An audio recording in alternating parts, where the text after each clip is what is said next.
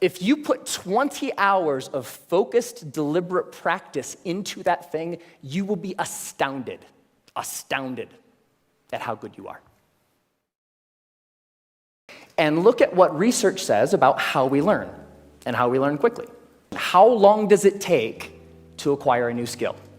10,000 hours. 10,000. It takes 10,000 hours. If you want to learn something new, if you want to be good at it, it's going to take 10,000 hours to get there. So 10,000 hours, just to give you a rough order of magnitude, 10,000 hours is a full-time job for 5 years. That's a long time. And we've all had the experience of learning something new, and it didn't take us anywhere close to that amount of time, right? So what's up? There's something kind of funky going on here. What the research says and what we expect and have experiences, they don't match up. The 10,000-hour rule came out of studies of expert-level performance.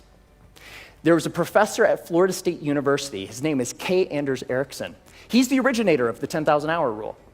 And where that came from is he studied professional athletes, world-class musicians, chess grandmasters, all of these ultra-competitive folks in ultra-high-performing fields, and he tried to figure out how long does it take to get to the top of those kinds of fields. And what he found is the more deliberate practice, the more time that those individuals spent practicing the elements of whatever it is that they do, the more time you spend, the better you get. And the folks at the tippy top of their fields put in around 10,000 hours of practice. But that last statement, it takes 10,000 hours to learn something, it's not true. It's not true. So, how long does it take from starting something and being grossly incompetent and knowing it to being reasonably good? 20 hours. Want to learn a language? Want to learn how to draw? Want to learn how to juggle flaming chainsaws? If you put 20 hours of focused, deliberate practice into that thing, you will be astounded at how good you are. 20 hours is doable. That's about 45 minutes a day for about a month, even skipping a couple days here and there. 20 hours isn't that hard to accumulate.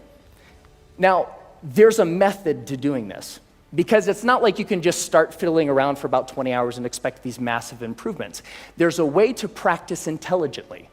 There's a way to practice efficiently that will make sure that you invest those 20 hours in the most effective way that you possibly can. And here's the method. It applies to anything. The first is to deconstruct the skill. Decide exactly what you want to be able to do when you're done, and then look into the skill and break it down into smaller and smaller pieces. Most of the things that we think of as skills are actually big bundles of skills that require all sorts of different things. The more you can break apart the skill, the more you're able to decide what are the parts of this skill that will actually help me get to what I want, and then you can practice those first. And if you practice the most important things first, you'll be able to improve your performance in the least amount of time possible. The second is learn enough to self-correct. So get 3 to 5 resources about what it is you're trying to learn. Could be books, could be DVDs, could be courses, could be anything. But don't use those as a way to procrastinate on practice. I know I do this, right? Get like 20 books about the topic. It's like, I'm going to start learning how to program a computer when I complete these 20 books. No, that's procrastination.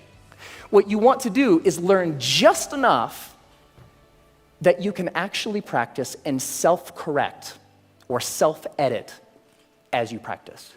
So the learning becomes a way of getting better at noticing when you're making a mistake and then doing something a little different. The third is to remove barriers to practice.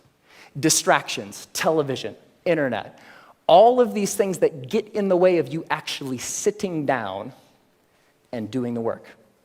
And the more you're able to use just a little bit of willpower to remove the distractions that are keeping you from practicing, the more likely you are to actually sit down and practice, right? And the fourth is to practice for at least 20 hours. Now, most skills have what I call a frustration barrier. You know, the grossly incompetent knowing it part. That's really, really frustrating. We don't like to feel stupid. And feeling stupid is a barrier to us actually sitting down and doing the work. So by pre-committing to practicing whatever it is that you want to do for at least 20 hours, you will be able to overcome that initial frustration barrier and stick with the practice long enough to actually reap the rewards. And I have a secret to share with you. The major barrier to learning something new is not intellectual. It's not the process of you learning a bunch of little tips or tricks or things. The major barrier is emotional. We're scared. Feeling stupid doesn't feel good. In the beginning of learning anything new, you feel really stupid. So the major barrier is not intellectual, it's emotional. But put 20 hours into anything. Doesn't matter. What do you want to learn? What turns you on? What lights you up? Go out and do that thing. It only takes 20 hours. Have fun.